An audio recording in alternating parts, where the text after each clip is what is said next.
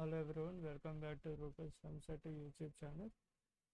We are in day 4 of the Spoinskis presentation.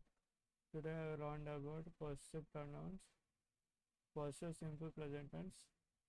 Now I will show you that you can see it.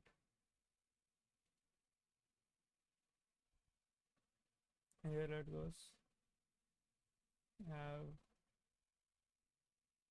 Have plus nouns, combination of adjectives. I have approved bag. You have to use for you, I, we, plural nouns. Dead, suppose, and he, she, it, singular nouns. This that has to be used. He has a melodious voice.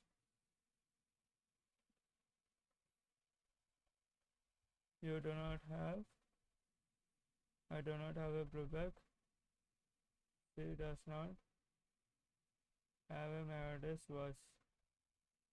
This is first person and second person. This is third person aspect.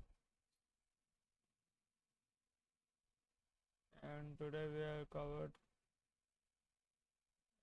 topics of square expressions, functions, cache functions, automatic functions, case function, set functions.